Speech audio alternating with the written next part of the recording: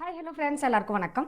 Welcome to Lavanya's cooking corner. இன்றைக்கி நம்ம சேனலில் ரொம்பவே சூப்பராக சாஃப்டாக ஸ்பான்ச்சியாக ரேஷன் புழுங்கரிசி வச்சு எப்படி இட்லி பண்ணுறது அப்படிங்கிறத நான் பார்க்க போகிறோம்.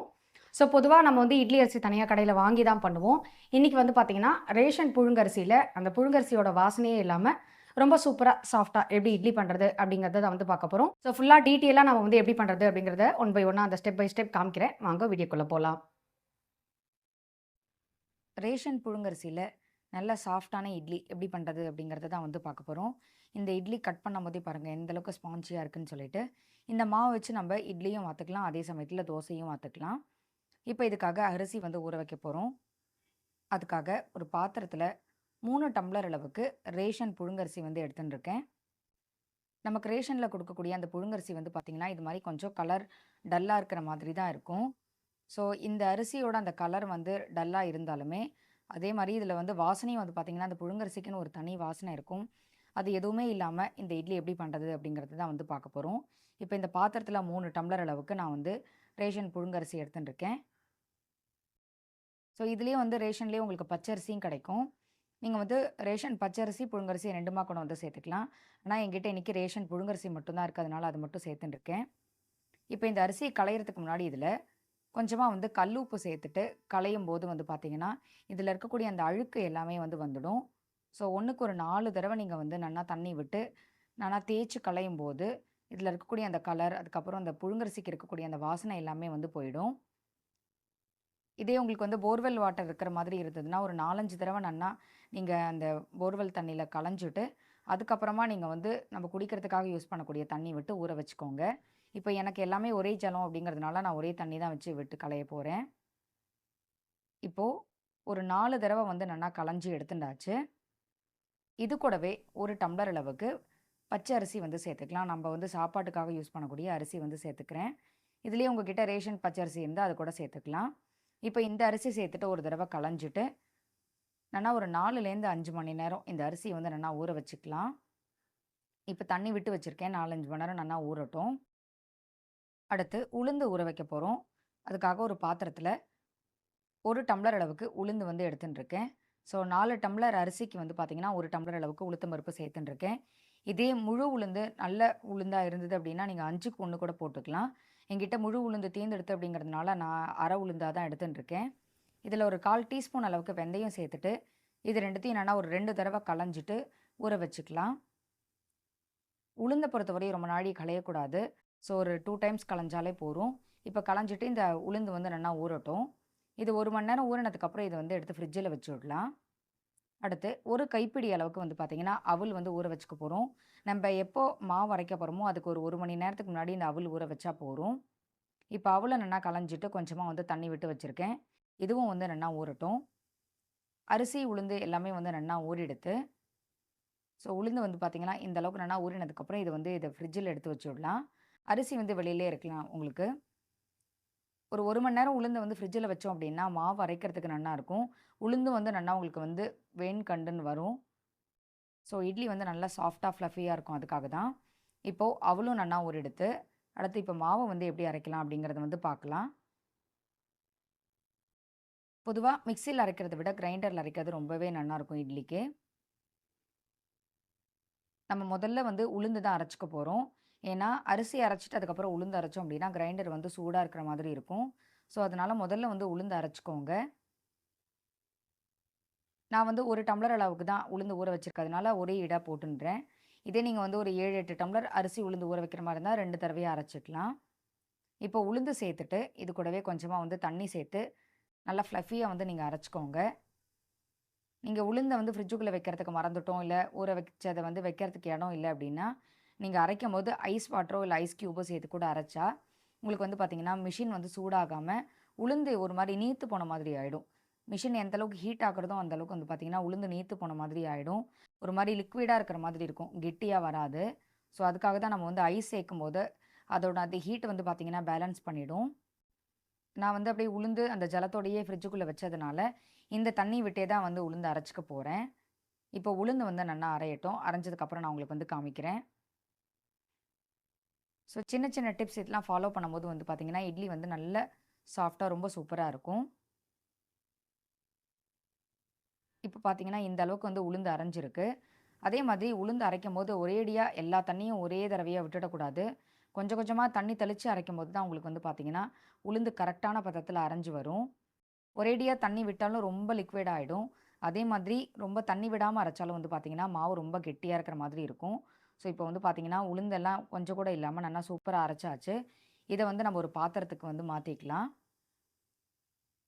உங்களுக்கு இது மாரி கிரைண்டர் ஓடும்போது எடுக்க முடியல அப்படின்னா, ஸ்விட்ச் ஆஃப் பண்ணிட்டு எடுத்துக்கோங்க. ஸோ, இது வந்து பிராக்டிஸ் இருந்தா வரும். இல்லன்னா வந்து கொஞ்சம் கஷ்டமா இருக்கிற மாதிரி இருக்கும். நம்மளோட இந்த விரல் வந்து பார்த்தீங்கன்னா, அந்த கல்லோட இடுக்குல மாட்டிக்கிற மாதிரி இருக்கும். ஸோ, அதனால அது மட்டும் பார்த்து வந்து எடுத்துக்கோங்க. இப்ப நம்ம அரைச்ச உளுந்து எல்லாத்தையும் எடுத்துடலாம். இப்போ நம்ம அரைச்ச உளுந்து எல்லாத்தையும் எடுத்தாச்சு.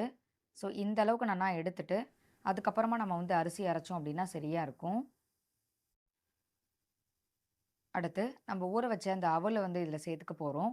முதல்ல அவல சேர்த்துட்டு, அதுக்கப்புறமா நம்ம ஊற வச்ச அரிசி வந்து சேர்த்துக்கலாம். அவல் சேர்த்து இட்லி நம்ம மாவு அரைக்கும்போது வந்து பார்த்தீங்கன்னா, இட்லி நல்லா சாஃப்ட்டா இருக்கிற மாதிரி இருக்கும். ஸோ, அதுக்காக தான் வந்து அவல் சேர்க்கிறோம். இப்போ ஊற வச்ச அரிசியில இருக்கக்கூடிய தண்ணிய வடிச்சுட்டு, அதுக்கப்புறம் அந்த அரிசிய வந்து சேர்த்துக்கலாம்.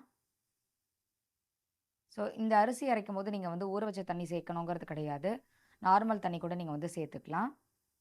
நம்ம கல் உப்பு போட்டு இந்த அரிசி என்னன்னா களைஞ்சிட்டு ஊற வைக்கிறதுனால, அந்த புழுங்கரிசிக்கான ஒரு வாசனை ஒண்ணு இருக்கும். அது இருக்கவே இருக்காது. ரொம்ப சூப்பரா இருக்கும். உங்களால கண்டே பிடிக்க முடியாது. நம்ம வந்து ரேஷன் பச்சரிசி, புழுங்கரிசி தான் சேர்த்து இட்லி வாத்தோம் அப்படிங்கிறதே தெரியாது. அந்த அளவுக்கு ரொம்ப சூப்பரா இருக்கும். இப்ப கொஞ்சம் கொஞ்சமா தண்ணி விட்டு, இந்த மாவு வந்து பார்த்தீங்கன்னா, லைட்டா ஒரு ம பொடியான அந்த ரவா பதத்துக்கு அரைச்சுக்க போறோம். இட்லிக்கு மாவு அரைக்கும்போது அரிசிய மட்டும் ரொம்ப நைஸா அரைச்சுட்டோம் அப்படின்னா, இட்லி வந்து பார்த்தீங்கன்னா, உங்களுக்கு வந்து எவ்வளோ வேக வச்சாலுமே வேகாத மாதிரியே இருக்கும். அதே மாதிரி அரிசி அரைக்கும்போதே நான் வந்து உப்பு போட்டுருவேன். ஸோ, என்னோட கணக்கு வந்து பார்த்தீங்கன்னா, ஒரு படி அரிசி அப்படின்னா, ஒரு பிடி அளவுக்கு உப்பு வந்து சேர்த்துப்பேன், என்னோட கையால. ஸோ ரொம்ப ரொம்ப தாராளமா எடுத்துக்காம, நிதானமா அந்த உள் பிடி அளவுக்கு எடுத்துட்டோம் அப்படின்னா, இட்லிக்கான அந்த உப்பு வந்து சரியா இருக்கும். ஸோ, நான் 4 டம்ளர் அளவுக்கு அரிசி எடுத்துட்டு இருக்கேன். இதுக்கு என் கையால அந்த ஒரு பிடி அளவுக்கு உப்பு வந்து சரியா இருக்கும். இப்ப மாவு வந்து நல்லா நைஸா அரைச்சாச்சு. ஸோ, எந்த பதத்துக்கு இருக்கணும் அப்படிங்கிறத திருப்பி வந்து உங்களுக்கு காமிக்கிறேன் பாருங்க. இந்த அளவுக்கு ஒரு சின்ன ரவா பதத்துக்கு இருக்கணும். இது மாரி இருந்தா தான் இட்லி வந்து நல்லா சாஃப்ட்டா இருக்கும். தோசை வாத்தாலும் வந்து பார்த்தீங்கன்னா, நல்ல கிரிஸ்பியா இருக்கும் இந்த மாவுல. இப்ப இந்த அரைச்ச மாவ வந்து உளுந்து எந்த பாத்திரத்தில நம்ம வந்து மாவு அரைச்சு வச்சிருக்கோமோ, அதே பாத்திரத்திலே எடுத்துக்கலாம். ஸோ ரொம்ப தண்ணியா இருந்தாலும் உங்களுக்கு வந்து எடுக்கிறதுக்கு கஷ்டமா இருக்கும். ரொம்ப கெட்டியா இருந்தாலும் வந்து பார்த்தீங்கன்னா, இட்லி வந்து ஒரு மாரி கல்லு கல்லா ஆயிடும். அதனால தண்ணி தெளிச்சு தெளிச்சு இந்த அளவுக்கு அரைக்கும்போது தான், உங்களுக்கு வந்து இட்லி நல்லா சாஃப்ட்டா இருக்கும். அதே மாரி கல்லு உப்பு போட்டா தான் எனக்கு வந்து அளவு தெரியும். சால்ட் வந்து எனக்கு அவ்வளவா உப்பு போட்டா எனக்கு அவ்வளவா புடிக்காது. அதே மாரி நெறைய பேர் வந்து பார்த்தீங்கன்னா, இட்லி வாக்கும்போதோ, இல்ல தோசை வாக்கும்போது தான் உப்பு வந்து போட்டுப்பா. ஏன்னா சீக்கிரம் புளிக்கிற மாதிரி இருக்கும்னு சொல்லிட்டு. பட் ஆனா நாங்க எல்லாரும் வந்து பார்த்தீங்கன்னா, அம்மா எல்லாருமே வந்து உப்பு போட்டு அரைச்சு தான் எடுத்து வைக்கிற பழக்கம். இப்போ அரிசி மாவு எல்லாத்தையும் எடுத்துட்டு, இதில ஒரு 1/2 டம்ளர் அளவுக்கு தண்ணி விட்டுட்டு, இந்த கிரைண்டர் வந்து பார்த்தீங்கன்னா, ஃபுல்லா நம்ம இது மாரி கிளீன் பண்ணிட்டு, இந்த ஜலத்தையும் நம்ம வந்து பார்த்தீங்கன்னா, அந்த மாவுலயே விட்டு கலந்தோம் அப்டின்னா சரியா இருக்கும். இட்லி மாவு கலக்கும்போது, மாவு வந்து ரொம்ப கெட்டியா இருக்கக்கூடாது. நம்ம கரைக்கும்போதே கரெக்ட்டான அந்த பதத்தில கரைச்சுட்டோம் அப்டின்னா, இட்லி வாக்கும்போது ரொம்ப சூப்பரா இருக்கும். ஸோ, இதில இருக்கக்கூடிய அந்த அரிசிலாம் வந்து வேஸ்ட் ஆகாமயும் இருக்கும் இந்த மாவெல்லாம். அதுக்காக தான் கொஞ்சமா வந்து தண்ணி சேர்த்துட்டு, லைட்டா ஒரு 2 நிமிஷத்துக்கு இந்த மாரி சுத்த விட்டுட்டு எடுத்துட்டோம் அப்டின்னா, கிளீன் ஆயிடும். உங்களுக்கு அலம்புறதுக்கும் ஈஸியா இருக்கும். மாவும் வந்து வேஸ்ட் ஆகாது. இப்ப ஸ்விட்ச் ஆஃப் பண்ணிட்டு, இந்த தண்ணிய வந்து அந்த மாவுலயே சேர்த்துக்கலாம். இப்ப மாவு வந்து கரைச்சுக்க போறோம். ஸோ மாவு நீங்க வந்து எந்த பாத்திரத்தில எடுக்கிறீங்களோ, அதுக்கு ஒரு 1/2 பாத்திரத்துக்கும் கொஞ்சம் மேல இருந்தா போரும். ஏன்னா பொங்கி வரும்போது கீழலாம் வழிஞ்சு வந்துரும். அதனால எவ்வளோ பெரிய பாத்திரம், எவ்வளோ அரிசி எடுத்துக்கிறோமோ, அதுக்கு தகுந்த மாரி நீங்க வந்து மாவு எடுத்து வைக்கக்கூடிய அந்த பாத்திரமும் வந்து எடுத்துக்கோங்க. மாவு பொங்கினதுக்கப்புறம் நீங்க 2, 3 டப்பாவா கூட டிவைட் பண்ணி ஃப்ரிட்ஜில வச்சுக்கலாம். பட் ஆனா பொங்கறதுக்கு முன்னாடி வந்து பார்த்தீங்கன்னா, கொஞ்சம் பெரிய பாத்திரமா எடுத்தா தான் உங்களுக்கு வந்து மாவு வேஸ்ட் ஆகாம இருக்கும். இப்போ இட்லி மாவ நல்லா கையால இது மாரி ஒரு 5 நிமிஷம் கரைச்சா தான் உங்களுக்கு வந்து சீக்கிரம் பொங்கி வரும். மாவும் வந்து இந்த கிளைமேட்டுக்கு நல்லா புளிச்சு வரும். ஏன்னா, இந்த மழையா இருக்கிறதுனால வந்து பார்த்தீங்கன்னா, அவ்வளோ சீக்கிரம் உங்களுக்கு வந்து மாவு பொங்கி வராது. இதே வெய்ய நாளா இருந்தா சீக்கிரமா பொங்கின மாதிரி இருக்கும். இப்போ மாவ கரைச்சுட்டு நல்லா இது மாரி கிளீன் பண்ணி வச்சுடணும். அப்பதான் பார்க்கறதுக்கும் நீட்டா இருக்கும். அந்த மாவும் வந்து பார்த்தீங்கன்னா, ஓரங்கள்லாம் ஒரு மாரி வர வரன்னு போகாம இருக்கும். ஸோ எல்லாத்தையும் நல்லா கிளீன் பண்ணிடலாம். மாவு கலரே பார்த்தா தெரியும். உங்களுக்கு நல்ல வெள்ள வெளேன்னு இருக்கும். ஸோ புழுங்கரிசி சேர்த்த மாதிரியே இருக்காது. பச்சரிசி இட்லி மாரி தான் இருக்கும்.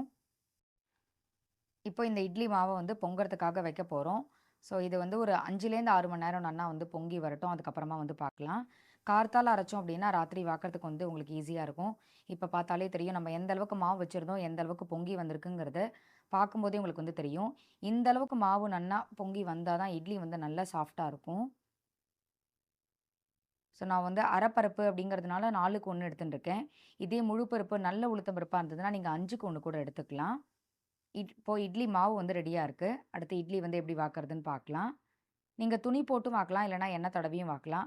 ஸோ நான் வந்து பார்த்தீங்கன்னா, எண்ணெய் தடவி தான் வாக்க போறேன். இட்லி தட்டுல வந்து கொஞ்சமா எண்ணெய் தடவிட்டு, இட்லி பானையில வந்து பார்த்தீங்கன்னா, வெந்நீர் வந்து வச்சிருக்கேன். தண்ணி வந்து சூடாகுறதுக்காக. ஸோ என்னோட இட்லி வந்து கொஞ்சம் பெரிய பெரிய இட்லியா இருக்கும். நார்மல் இட்லி அளவுக்கு இருக்காது. இது கொஞ்சம் பெரிய சைஸ் இட்லி. ஸோ 1 இட்லி, 2 இட்லி சாப்பிட்டா கூட நல்ல ஒரு ஃபில்லிங்கா இருக்கும். மாவு விடும்போதே உங்களுக்கு வந்து தெரியும். எந்த அளவுக்கு சாஃப்ட்டா இருக்கு மாவு அப்படிங்கிறது. ஸோ உளுந்து வந்து கம்மியா எடுத்து அப்படின்னாலே உங்களுக்கு வந்து பார்த்தீங்கன்னா, இட்லி ஒரு மாதிரி கல்லு கல்லா ஆயிடும். சின்ன சின்ன டிப்ஸ் தான் இதெல்லாம். இதெல்லாம் ஃபாலோ பண்ணி பண்ணும்போது, இட்லி வந்து பார்த்தீங்கன்னா, ஃபெயிலியரே ஆகாது. அவ்ளோ சூப்பரா இருக்கும். இப்ப தண்ணி வந்து நல்லா சூடாக ஆரம்பிச்சுடுத்து. இதில நம்ம விட்டு வச்சிருக்கிற இந்த இட்லி தட்ட வந்து வச்சுடலாம். ஸோ என்னோட இட்லி பானை வந்து பார்த்தீங்கன்னா, 20 குழி இருக்கக்கூடிய இட்லி பானை. இது எங்க கிடைக்கிறதுன்னு கேட்குறீங்க. இப்போ வந்து பார்த்தீங்கன்னா, இது அவைலபிள் இருக்கிறதில்ல. ஸோ இட்லி வந்து வச்சு நம்ம ஒரு 10 நிமிஷம் ஆயிடுத்து. இட்லி அந்த வாசனை வரும்போதே உங்களுக்கு வந்து தெரியும் இட்லி வெந்துருத்தான்னு சொல்லிட்டு. எதுக்கும் செக் பண்ணுறதுக்காக வந்து பார்த்தீங்கன்னா, ஈரக்கைய இது மாரி நம்ம வந்து தட்டி பார்த்தாலே கையில ஒட்டாம இருந்தா இட்லி வெந்துருத்துன்னு அர்த்தம். இப்ப கேஸ் ஆஃப் பண்ணிட்டு ஒரு 2 நிமிஷம் ஆயிடுத்து. இப்ப இட்லி வந்து நம்ம எடுத்துடலாம். இதே துணி போட்ட இட்லியா இருந்தா இன்னும் கூட உங்களுக்கு ரொம்ப சூப்பரா இருக்கும். இது வந்து எண்ணெய் தடவி வாக்குற இட்லி அப்படிங்கிறதுனால, ஒரு கப்ல வந்து பார்த்தீங்கன்னா, கொஞ்சமா தண்ணி வச்சிருக்கேன். நம்ம எந்த ஸ்பூனால இந்த இட்லி எடுக்க போறோமோ, அந்த ஸ்பூன வந்து பார்த்தீங்கன்னா, லைட்டா அந்த தண்ணீல வந்து ஒரு தடவ டிப் பண்ணிட்டு, நம்ம எடுக்கும்போது இந்த இட்லி தட்டுல ஒட்டாம உங்களுக்கு வந்து ரொம்ப சூப்பரா வரும். ஸோ மாவு அரைச்சதுக்கப்புறம், நீங்க ஒரு 2, 3 நாள் வச்சு சாப்பிடுற மாதிரி இருந்ததுன்னா, ஒரு 2, 3 டப்பாவா நீங்க வந்து எடுத்து வைக்கும்போது வந்து பார்த்தீங்கன்னா, உங்களுக்கு மாவு அவ்வளோ சீக்கிரம் புளிக்காது. ஸோ நம்ம இட்லி வாக்கும்போது ஒரு ஒரு தடவையும் மாவு எடுத்து வெளியில வச்சு, உள்ள வச்சு, வெளியில வச்சு பண்ணோம் அப்படின்னாலே, சீக்கிரம் உங்களுக்கு வந்து மாவு புளிச்ச மாதிரி ஆயிடும். அதனால மாவு பொங்கினதுக்கப்புறம் நீங்க வந்து 2, 3 டப்பாவா டிவைட் பண்ணி வச்சுக்கோங்க. நெறைய அளவுல அரைக்கிற மாதிரி இருந்தா. இட்லி எடுக்கும்போதே தெரியும் எந்த அளவுக்கு சாஃப்ட்டா இருக்குன்னு சொல்லிட்டு. ரொம்ப ஸ்பான்ஜியா இருக்கும். ஸோ ரேஷன் புழுங்கரிசி வச்சு நல்லா சாஃப்ட்டான இட்லி எப்படி பண்றது அப்படிங்கிறது தான் வந்து பார்த்தோம். இட்லி பார்க்கறதுக்கே நல்லா வெள்ள வெள்ளேன்னு ரொம்ப சூப்பரா இருக்கும். ஸோ ஒரு சின்ன சின்ன ரவா பதத்துக்கு நம்ம அரிசி அரைக்கும்போது வந்து பார்த்தீங்கன்னா, ரவா இட்லி மாதிரி இருக்கும். உங்களுக்கு உள்ளுக்குள்ள வந்து ஒரு சில இட்லி வேகாத மாதிரி இருக்கும். அது மாரிலாம் இல்லாம, அப்படியே உங்களுக்கு வந்து நல்ல ஸ்பான்ஜியா பிரெட் மாதிரி இருக்கும் இந்த இட்லி. ஸோ கண்டிப்பா வந்து இந்த இட்லி ரெசிபிய ட்ரை பண்ணி பாருங்க. ஃபுல்லாவே நீங்க ரேஷன் பச்சரிசி, புழுங்கரிசி வச்சு பண்ணா கூட ரொம்ப சூப்பரா இருக்கும். ரொம்பவே சூப்பரான, சாஃப்ட்டான இட்லி வந்து எப்படி பண்றதுன்னு பார்த்தோம். கண்டிப்பா எல்லாரும் இந்த இட்லி ரெசிபிய ட்ரை பண்ணி பாருங்க. ட்ரை பண்ணி பார்த்துட்டு உங்களோட ஃபீட்பேக் வந்து எனக்கு சொல்லுங்க. இந்த வீடியோ புடிச்சிருந்தது அப்படின்னா உங்க ஃப்ரெண்ட்ஸ்க்கும், ரிலேட்டிவ்ஸ்க்கும் ஷேர் பண்ணுங்க. மறக்காம நம்ம சேனலையும் வந்து சப்ஸ்கிரைப் பண்ணிக்கோங்க. மறுபடியும் அடுத்த ஒரு வீடியோல உங்க எல்லாரையும் சந்திக்கிறேன். நன்றி. வணக்கம்.